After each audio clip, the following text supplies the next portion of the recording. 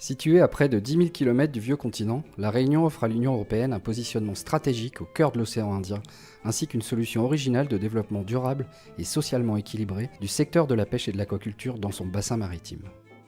La pêche maritime réunionnaise s'y déploie à plusieurs échelles. En zone côtière, dans les 20 000 nautiques autour de l'île avec la pêche artisanale, dans la partie sud-ouest de l'océan Indien tropical avec la pêche palangrière roturière, et dans les ZEE françaises des terres australes, les archipels de Kerguelen, Crozet et Saint-Paul-Amsterdam, avec la grande pêche. En 2013, avec un chiffre d'affaires estimé à 85 millions d'euros et un effectif de 920 emplois directs et induits, la pêche et l'aquaculture représentent 0,52% du PIB et 0,37% des emplois de l'île.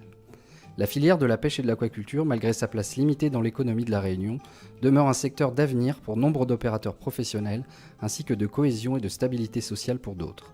Ces productions représentent déjà le second poste des exportations de l'île, avec 21,30%.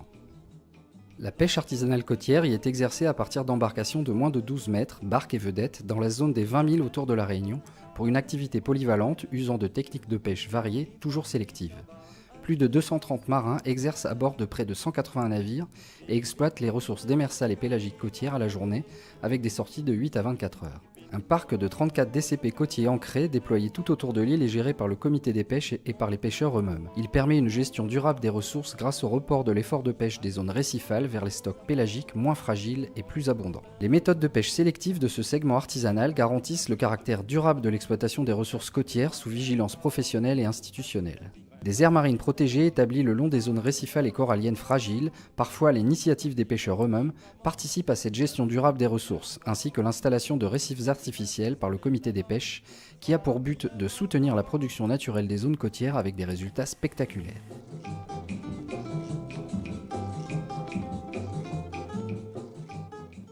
Les lignes et les palangres des pêcheurs artisans côtiers permettent, bon an mal an, de débarquer environ 700 tonnes, constituées de tonidés, dorades coryphènes, marlins, et d'une grande variété d'espèces démersales, vivanaux, mérous, castagnoles profondes, d'une ultra fraîcheur pour le marché local. Ce segment représente par son vivier d'emploi un enjeu de cohésion économique et de stabilité sociale. Mais cette flottille artisanale côtière voit ses effectifs se réduire progressivement, de par le vieillissement de sa pyramide des âges, mais aussi du fait des fortes contraintes professionnelles, des points de débarquement multiples parfois vétustes, et de la concurrence avec les activités de la vraie plaisance et de la pêche informelle, opérées sans aucune application des normes. Un secteur de pêche palangrière côtière se développe aussi depuis les années 2000 à La Réunion, avec près de 40 marins sur une vingtaine de navires de moins de 12 mètres qui ciblent les pélagiques dans la zone située entre 12 et 20 000 des côtes réunionnaises. Ce segment de flottille s'appuie sur une qualité ultra fraîche de ses captures, durant des marées n'excédant pas 24 heures. L'écoulement de sa production, 400 tonnes d'espadons, thon, marlin, s'opère indifféremment auprès des établissements de transformation et d'exportation, ainsi que des groupements de vente et les poissonneries situées le long du littoral. C'est un segment dynamique, toutefois contraint par la cohabitation des métiers dans la bande côtière. La pêche palangrière roturière est exercée par près de 200 marins opérant à bord de 20 navires de pêche au large de 12 à 24 mètres. Installée au début des années 90, la flottille palangrière s'est développée de façon importante entre 2005 et 2008, avant que la crise de la pêche puis économique ne la rattrape.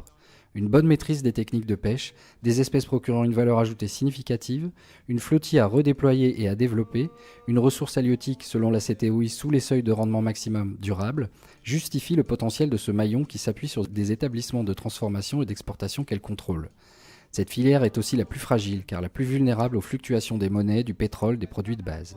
Ces navires ciblent les grands pélagiques, principalement dans les zones économiques exclusives françaises de la Réunion ainsi que des pays voisins, Madagascar, Maurice, et produit plus de 2600 tonnes par an.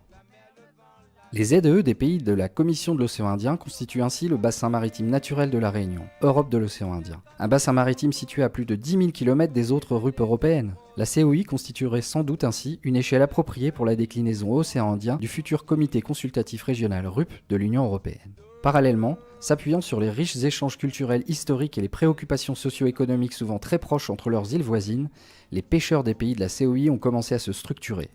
Après un an de préfiguration menée par le Comité des pêches de la Réunion, en partenariat avec le projet Smartfish financé par l'Union européenne, les pêcheurs artisans de Madagascar, de Maurice et Rodrigue, des Comores, des Seychelles et de la Réunion ont créé en octobre 2015 la Fédération des pêcheurs artisans de l'océan Indien, qui entend peser pour une gestion durable et équitable des pêches dans le bassin maritime. À La Réunion, la grande pêche est composée d'abord des navires de pêche australe qui exploitent les ZEE françaises d'Étaf. Ces armements capitalistiques qui la composent sont fortement structurés et d'un haut niveau professionnel. Ensuite, la grande pêche concerne aussi 2 tonniers seineurs océaniques qui sont entrés en flotte en 2009 et 2010 pour se déployer sur l'ensemble de l'océan Indien, mais dont le lien avec La Réunion n'est qu'administratif et les retombées économiques pleinement absentes. Ce n'est pas le cas de la grande pêche australe qui fait travailler 278 marins pour 8 navires, 7 palangriers ciblant les poissons et un caseilleur ciblant la langouste depuis La Réunion, et dont l'exploitation s'opère dans des conditions de mer extrêmes, à cheval entre les 40e rugissants et les 50e hurlants.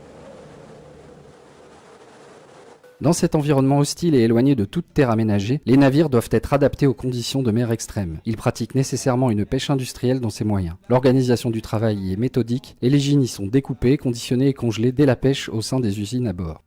La production annuelle sous quota de la grande pêche australe est de 6400 tonnes, à plus de 90% destinée à l'export sur des marchés à haute valeur ajoutée. Cette pêcherie est rigoureusement encadrée et peut être considérée comme exemplaire d'un point de vue écologique. Parmi les premiers en France, les opérateurs réunionnais de pêche australe sont désormais titulaires de l'écolabel MSC, une reconnaissance mondiale de leurs efforts et un gage de durabilité pour l'avenir de cette pêcherie rentable mais exigeante.